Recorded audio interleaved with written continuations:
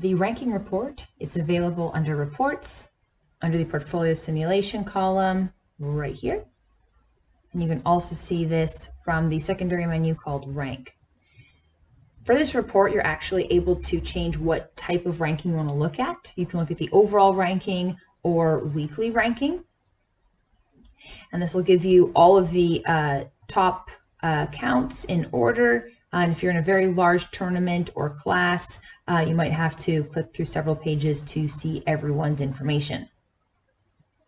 You'll see the usernames, the first and last names, the portfolio value, how many trades they've made, when they registered to your class, and if they're active.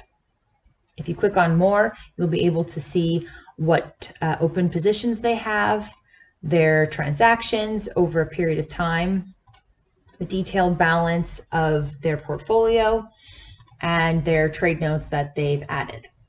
You can add a trade directly into their account, specifying the exchange if you're in a class that has multiple exchanges enabled, same as security types, what kind of order you want to have, and all the other information. When you click add, it'll be added to that specific student's account. You can also make a cash adjustment from this page. You can state if you want it to be added or withdrawn, put the total amount you want to add or remove, and leave a comment, and then just click adjust cash.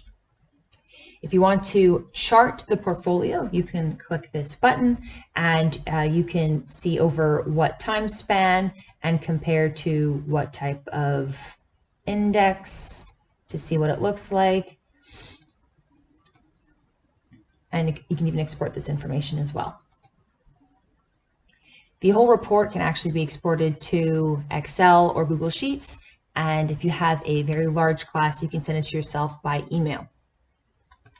If you have more than one class, you can select the right one from the drop-down menu. And if you're looking for a specific student, you can enter their username here and click update, and you'll be able to see that student's information.